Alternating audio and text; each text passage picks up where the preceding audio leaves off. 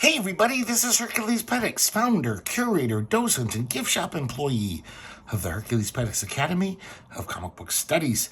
Today we're going to be looking at Psycho number 6, one of the many magazines that Skywald Publications put out in the early to mid 70s. Skywald is a kind of fascinating publisher.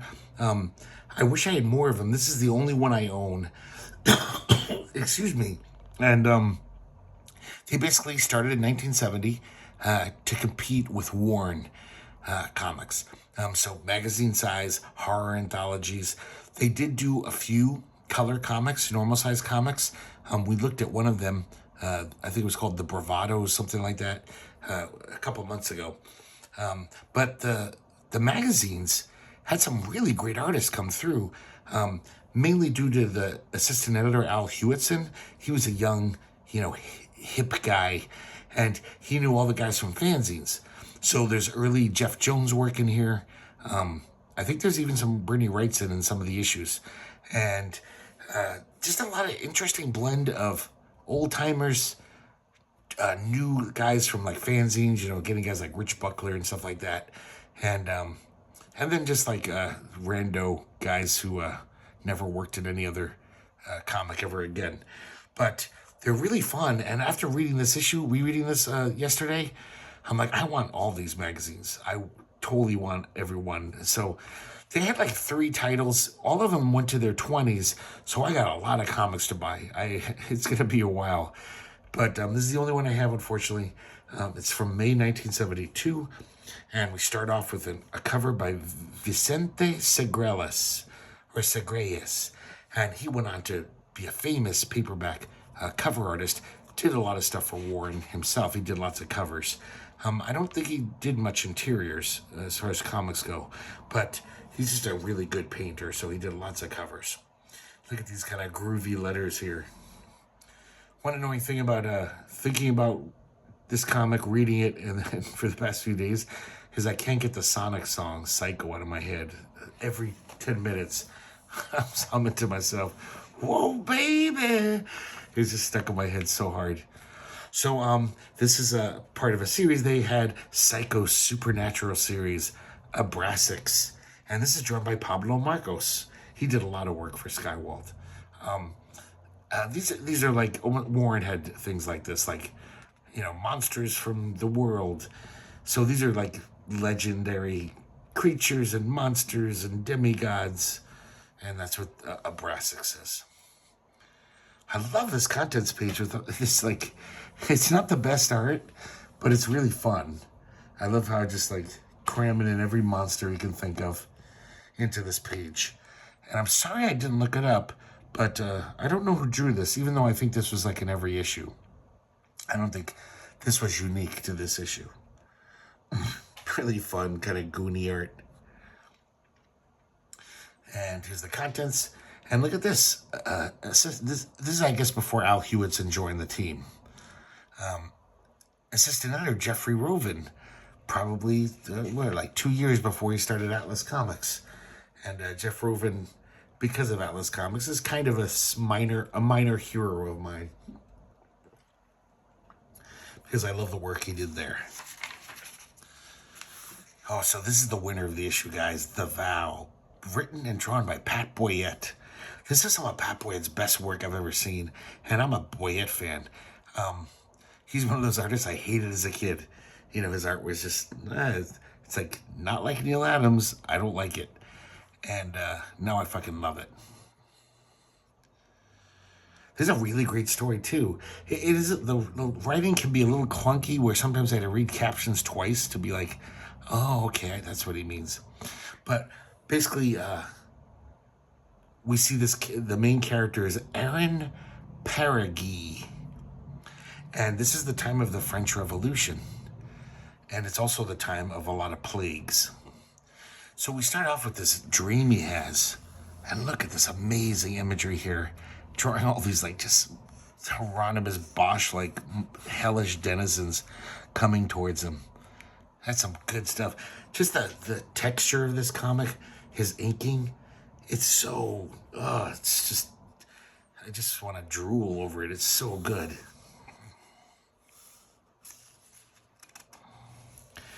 So this guy has a flashback to when he was younger and his wife died of the plague.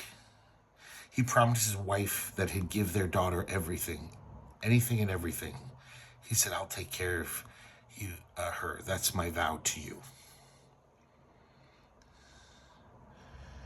And here we see, look at this great, I love these long panels here.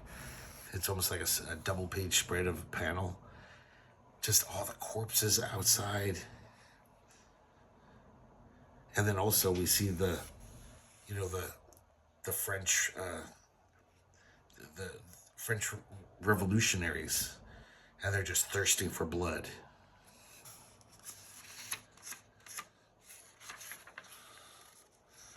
So he escapes their house with his daughter, Aaron does, and he rushes to the prefect, the police prefect. The revolutionaries burned down his house. He escapes though, and when he gets to the prefecture, the policeman says, "Help you? I can't even help myself. We're all gonna die." And he says, "Wait, there's one thing. I need a man to oversee disposal of the corpses. We must at least pretend it's civilization."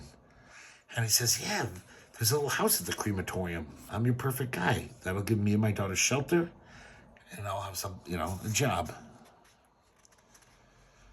And so they're basically in this like fortress-like crematorium, and every day they go out and collect corpses, like bring out your dead.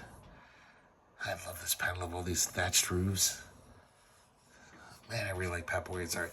Look at the way he draws the smoke too. It's almost like photorealistic.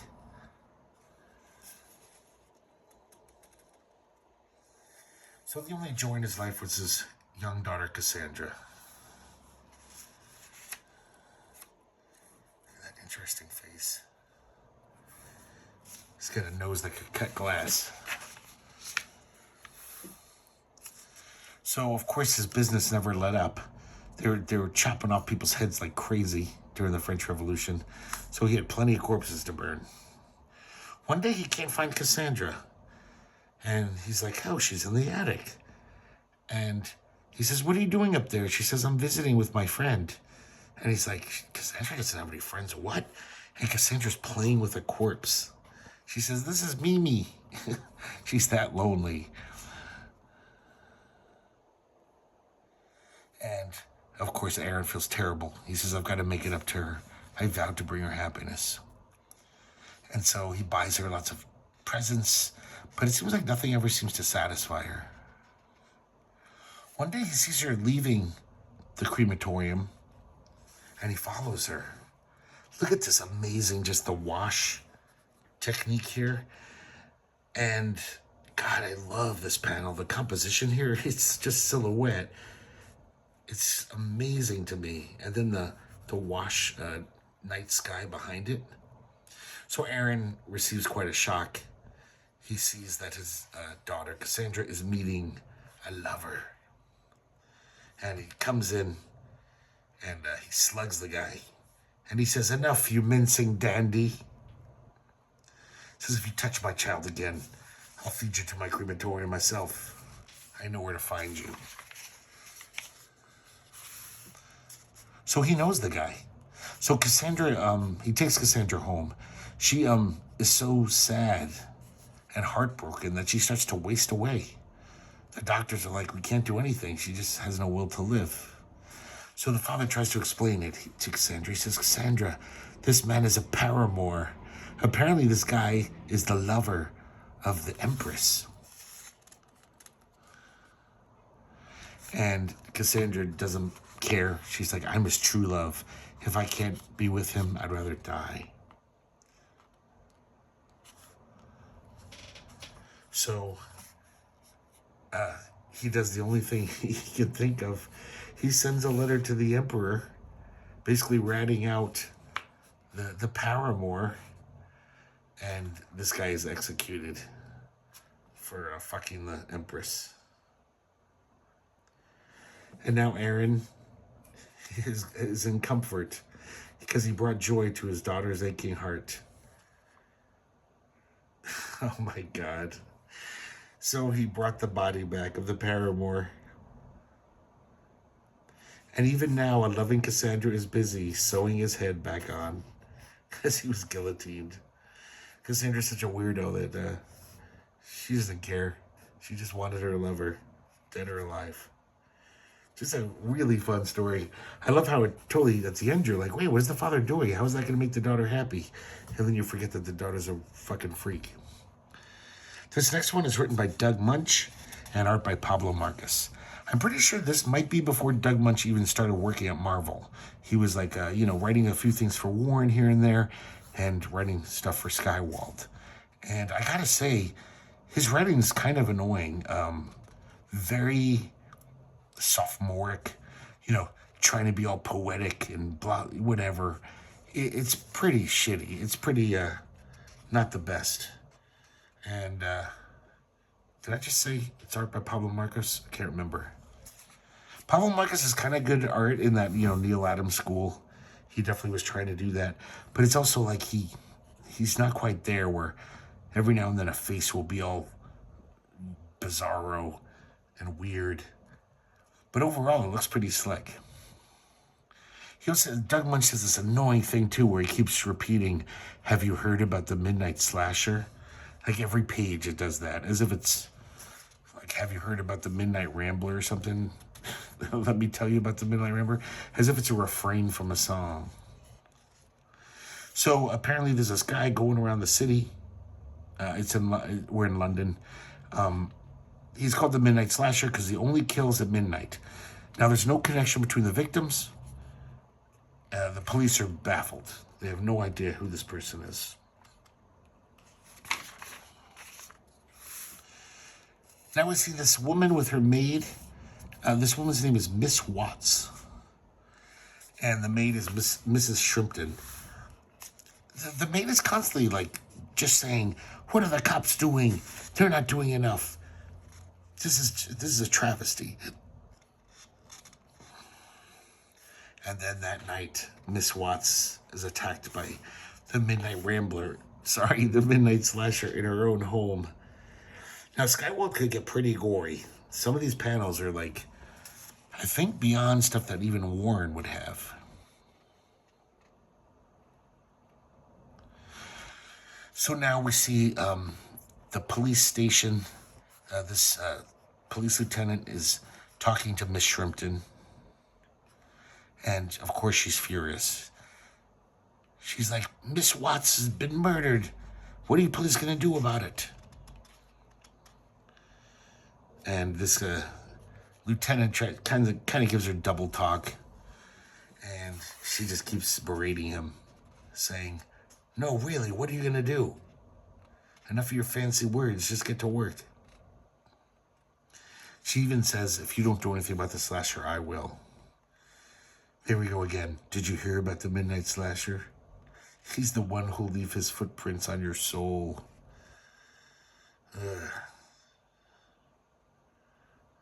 So now we see someone in a cloak. We can't see their face. They're thinking to themselves, the bells, midnight, where my father died here, under the wheels of a carriage, under the sound of the bells. The bells, why should anyone live after Daddy has died? And then he grabs a woman who happens to be out at midnight. Basically, anyone who's out at midnight is fair game. And they strike again. Now, it's just, I guess this is the motivation for the Midnight Slasher, these thought balloons. It's just not very convincing. It's just kind of dumb. So now the head detective or the lieutenant shows up. I'm sorry, I should just call him inspector. The inspector shows up. One of the beat cops says, begging your pardon, Inspector, how do you always manage to arrive on the murder scene so quickly? Earlier, I forgot to mention, he also seems to know more about the crime at Miss Watts, the murder of Miss Watts, than he should. He kind of gets caught in a little oh, how did you know about that? And he's like, So they're kind of throwing shade on him. Of course, he's outraged that someone would imply he has something to do with it.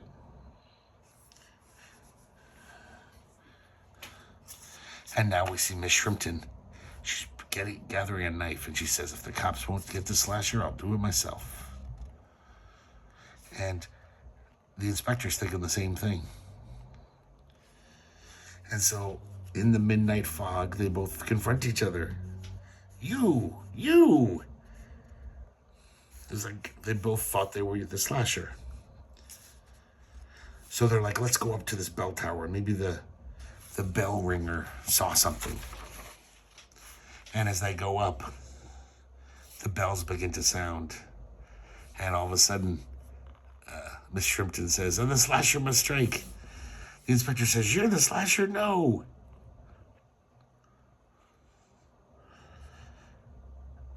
And then the inspector runs upstairs and starts banging the bell, clanging the bells. He realizes that they're, kind of drives her crazy. So she goes to stab him, but she accidentally stabs the rope holding the bell, and then she's crushed by the bell. And it says at the end, have you heard about the Midnight Slasher? Oh, God. What a dopey comic. It's so dumb. But then we get this, Jeff Jones. Now it says script by Steve Stern. Apparently, according to Grand Comic Database, Steve Stern was a pseudonym that both Mike Kaluta and Jeff Jones would use. I don't know why they didn't want to take credit for the scripting, but they figured maybe they'd look more professional if they're like, oh, we have a writer doing our scripts, and then we draw them. So it's probably written by Jeff Jones. The year is 1981. High above planet Earth whirls an orbiting laboratory of Dr. Zim. He's conducting an amazing experiment to learn what lies beyond death. The story is called Sleep. Jeff Jones is drawing so minimally, but also so well. Like, it's so crude and minimal. Well, crude's not the word, but it's just minimal. And, but it's great. So we hear the voice of Dr. Zim, and it's like he's hypnotizing this guy.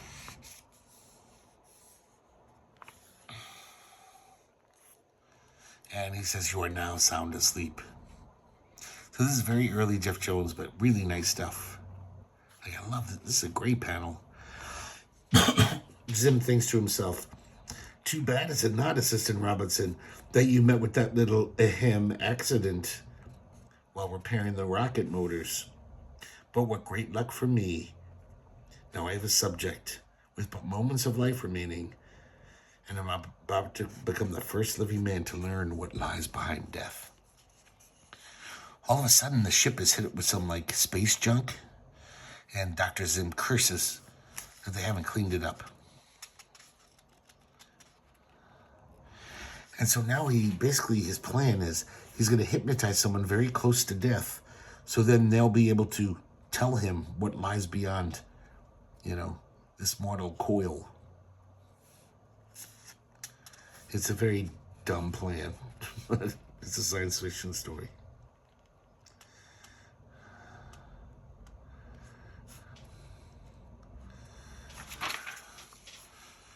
So he asks the hypnotized guy, he says, where are you? And he says, I'm dying. It's hot, very hot. And he starts saying, it's like. And the doctor,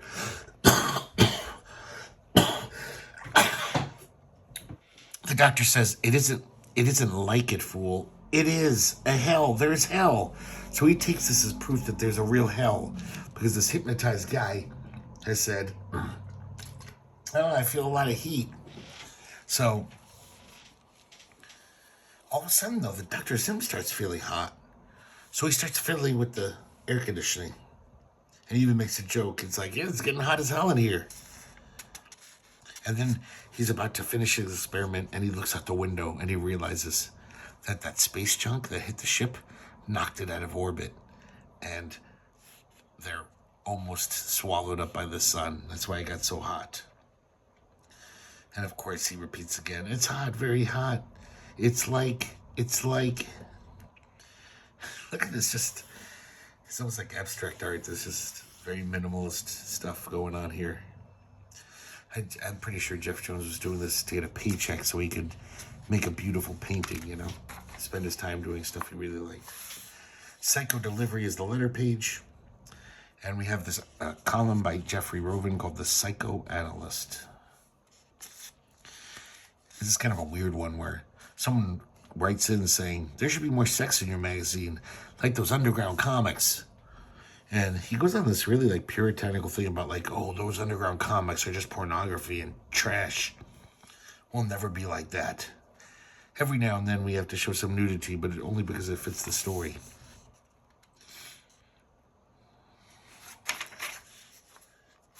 So here's a continuing series. So this isn't the first one, unfortunately. We're coming into the story in medias res. This is The Heap. I guess it fell into the public domain, the 40s hero. Or maybe they bought it, I don't know. And they were trying to revive The Heap. This chapter is called Dark Victory. The Heap is just so goofy looking. I mean, he just looks like a morbidly obese guy with really bad skin. He doesn't look like a cool monster. So now, I guess recently he got a shot that was going to revert him to his humanity, and his gooey arms are turning into human hands again. And he's shocked. There's also these two sheriffs who he was trying to save their life from these underground dwellers. It's kind of fascinating coming in the middle of this because it's pretty crazy. So the Heap has fervently wished to become human again, but now is not the time because he's got these scary mutants coming after him. And he's turning back into a human, and he won't have the strength to fight them. So they attack. He still has enough strength to, ward him off for a little while. The sheriffs run away, and one of them falls right into a giant spider's web. I mean, a humongous spider. And the spider chomps his head off. And now the Heap is totally turned back into Jim Roberts, his alter ego. And him and the sheriff, the surviving sheriff, pull down the beams of this mine shaft. And they use it to stab the spider, like a giant spear. But also that causes the mine to collapse. So they kill the spider. They survive the mine crash. And they're closed off from the outside world, so they're gonna try to head back. I just realized I totally forgot to tell you who did this. So this is a story and art by Ross Andrew.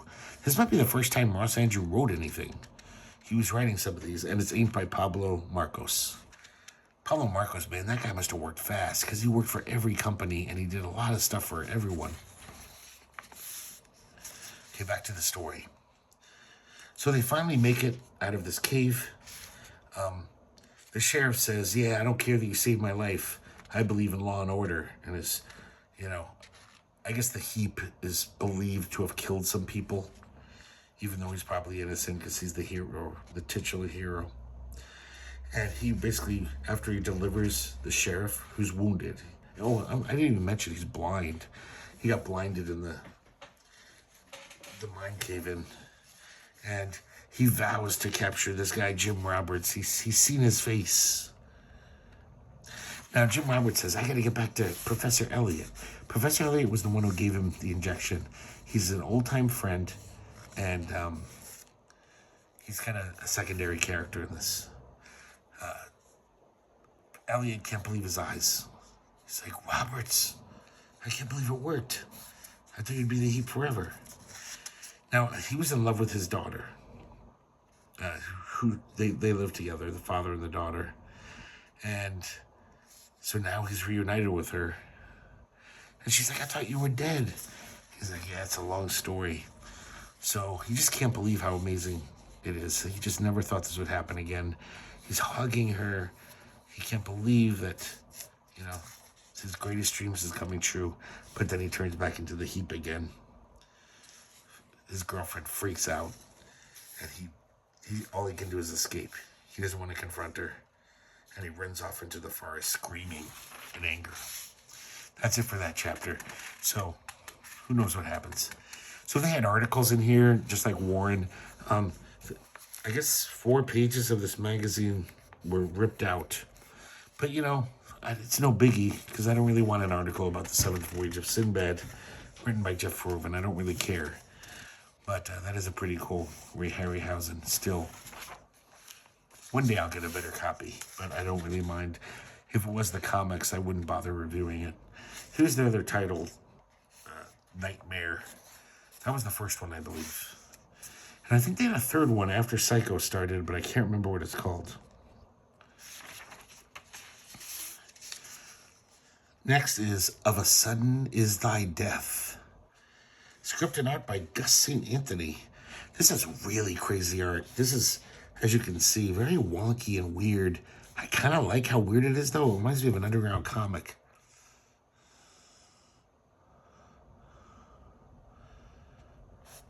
So we see this woman, and she doesn't know what's going on. She's like in a weird void. She sees all these faces. Look at this. That's a pretty neat panel here. And she hears these voices just saying, "You are dead.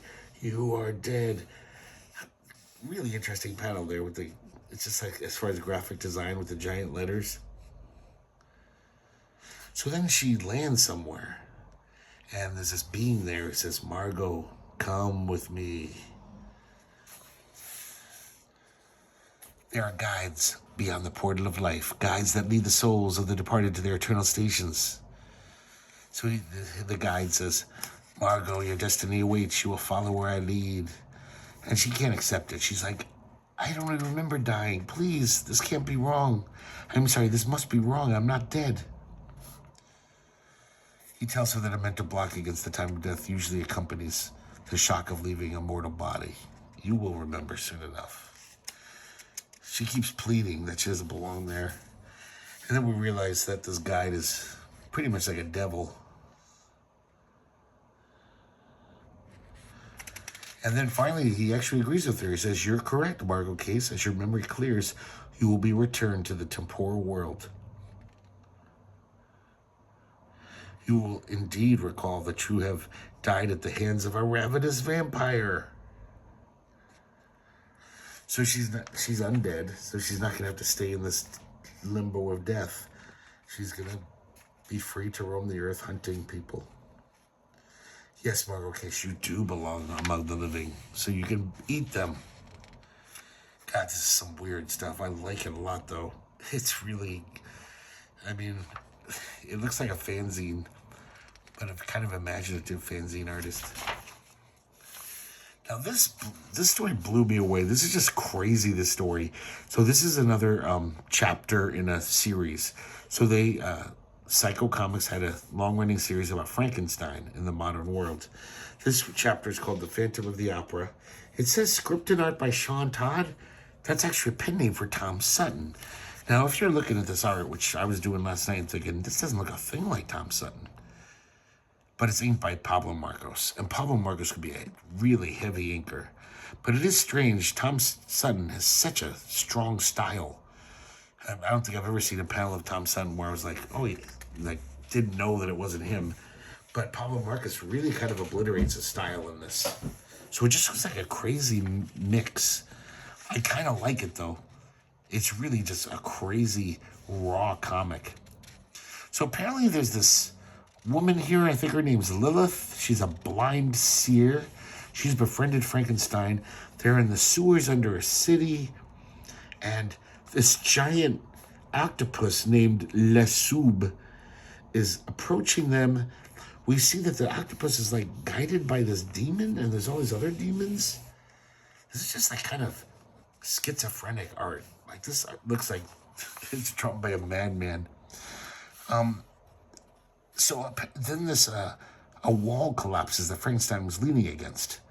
Le Soub says, "We dare go no further. There's a power within greater than mine in there." So for a second, they're safe. When they wake up, Lilith and Frankenstein, they're in a jail cell. And we meet the Phantom of the Opera. I guess he's in the public domain too, so he's fair game. I don't really even understand what they're talking about, really. It's very weird. Like, Tom Sutton, he's not known for a writer. That's pretty great here. The Phantom of the Opera takes off his mask. That's pretty horrifying. So he basically says, I am at work on my greatest opera. To assure the victory of what is good in man, I must feed that part of me that loves beauty. And he asks, basically he thinks Frankenstein's going to help him. He says, you will help me subdue the darkness. You will provide me with the things of beauty to nourish the soul. And Lilith thinks to herself, oh, this guy's a madman. So now, this is where things get just fucking nuts. And I'm pretty sure we just met the Phantom of the Opera. It wasn't like he was in previous chapters. And all of a sudden, they started introducing these other characters out of the blue. And you're like, wait, who's this guy? So, the Phantom of the Opera shows Frankenstein his organ. The most powerful and elaborate organ. They're basically, the pipes are giant tuning forks that can distort the very warp and weave of time. I guess you can tell it's Sutton in the fact that he doesn't skimp on anything. There's so much crazy detail everywhere you look. So something about this thing can transmit and receive inanimate objects, but human specimens get torn apart. But he thinks that Frankenstein, because of his unique physical makeup, will be able to be transported without being torn up.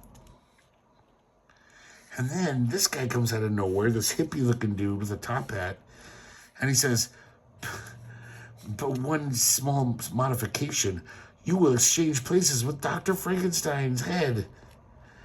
So somehow Dr. Frankenstein's head is here, while he commandeers your body through time. I don't understand what the hell's going on at all.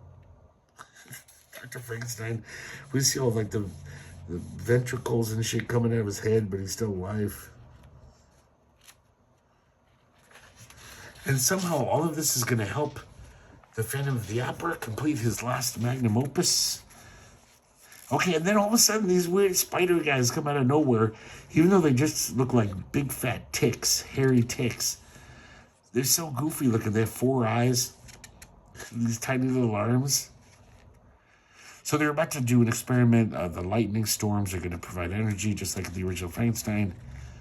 And I guess the Phantom is going to play his organ and it'll summon something, some kind of whatever.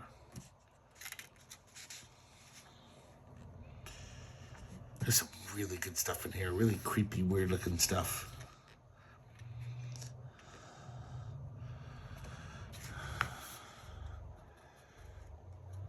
This is just so fun and crazy, this artwork. It's just so over the top. So Lilith uses her telepathic powers, and she makes Frankenstein's head rise and start floating around. And I guess he delays the hippie guy from killing Frankenstein, doing the mind-body switcheroo, or I should say the head-body switcheroo. It's so crazy.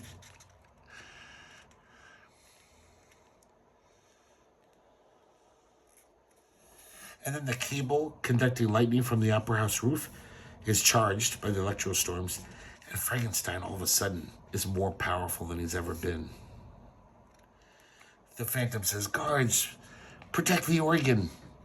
And all his little spider tick babies start attacking Frankenstein. But he's just throwing them aside like ragdolls. He's full of this galvanic energy, as they call it. He's strong as a herd of elephants. Then the sun says something. She says, help me, mighty one. And since a great danger approaching, he frees her. Frankenstein frees Lilith. And then he gets on the time platform. The hippie guy says, the energy the monster's consumed makes them a walking bomb. This whole place will explode. But what really happens is they get on the time travel thing, and Dr. Frankenstein's head says, "You fools, the monster is loose in all time." This is, I love this, how crazy, kind of retardo psychedelia this is.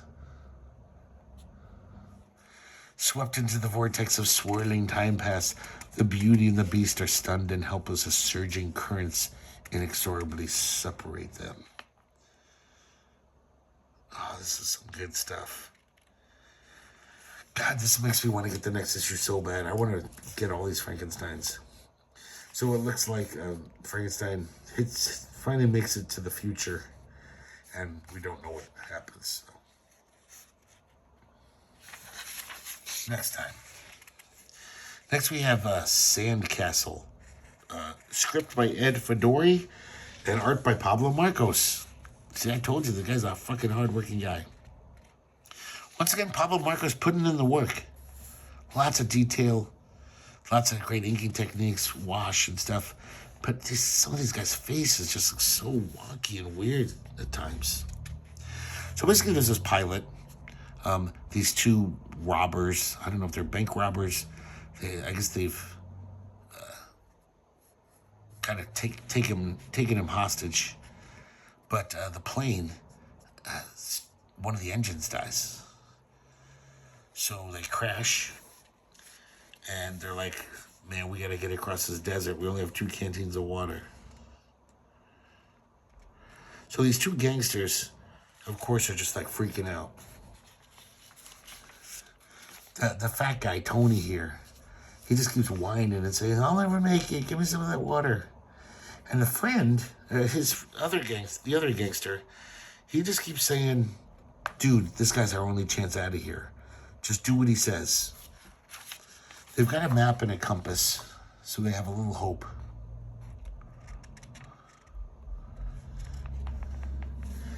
And then while they're taking a break, the 2 gangsters actually start physically fighting.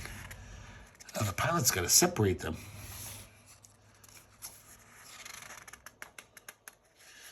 So everyone goes to sleep that night, and the pilot wakes up Benny,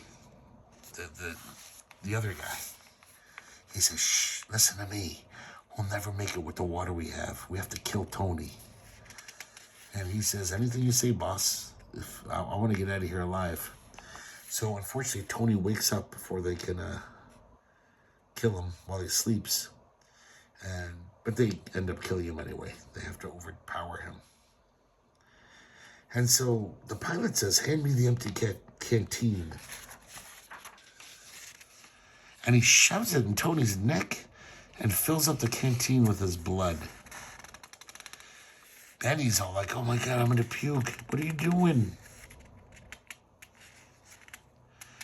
And Benny says, "I'll never drink that, never." And the pilot says, when the chips are down, I think you will. It's better than dying. So Benny sees a mirage. He's suckered by it. He starts filling his mouth with sand to get his water. And the pilot is desperately trying to save his life.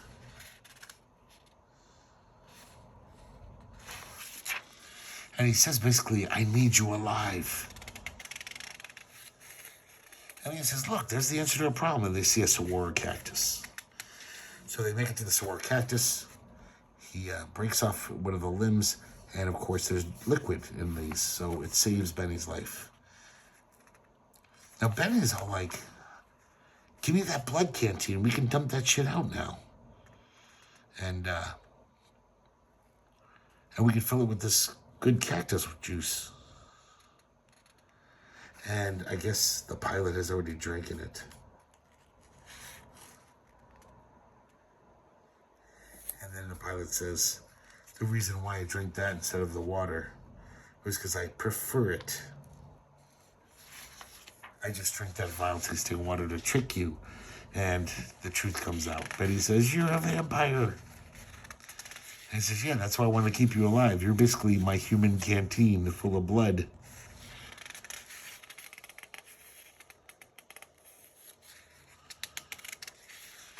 And so the pilot bites his neck. He fills the canteen with the rest of his blood. And it's still going to be a tight squeeze. He's like, I got to go 75 miles. I don't know if I'm going to make it. So he's yelling at the vultures. He doesn't want to die. He won't take a sip of the blood. He's like, I got to wait. I have so little, I got to ration it. And finally, there's no more blood. And he lays down to die. And all of a sudden he sees this castle. He runs towards it. He stumbles on the way to the gate because it seems like the path is littered with skulls, human skulls. The door opens and we see two apparitions of Benny and Tony. And of course the pilot says, "You're both dead. This must be a hallucination." And they're like, "Nope, it's not." And they usher him into the castle. And they throw him into this fiery pit, which I imagine is hell. Very goofy take on the vampire tale. Psycho sums it up. I guess the kids were supposed to rate 1 to 8 the stories of this issue and send it in, so they knew which was the most popular story. Here we see an ad of Nightmare number 7. And look at this amazing back cover by Bill Everett. So it was like 1972. Bill Everett didn't have much longer to live after this. He's doing this kind of amazing stuff. And, you know, around this time, Bill Everett wasn't in a good way. He was a really bad alcoholic. He was losing jobs. He couldn't really hold the pencil much anymore. And I guess he could, though, when he wanted, when he got the gumption. God, that's pretty good. That's really good. So there you go, guys. Psycho number 6. Kind of a little glimpse into the world of Skywald comics. I wish I had more to show off. I hate just showing off one in a series, but I doubt I'm going to find any of these anytime soon. These are pretty rare. They didn't have much newsstand distribution, and at least for the later issues. So they're pretty hard to find. But I'm glad I've had this one, and if you guys have any experience with Skywald comics, give me a comment. I'd like to read. I'd like to hear what comics you have by them. And I found this one very interesting. I mean, some of the writing is just terrible, but it's terrible in this like fun, interesting way. Like a great 60s exploitation movie where it's just like, I have no idea where the fuck this writer's going because he doesn't know. He doesn't know shit about writing. So it's all kind of thrilling, and I kind of like it. So I definitely want more. So thanks for watching, and I hope to see you next time here at the Herculespetix Academy of Comic Book Studies.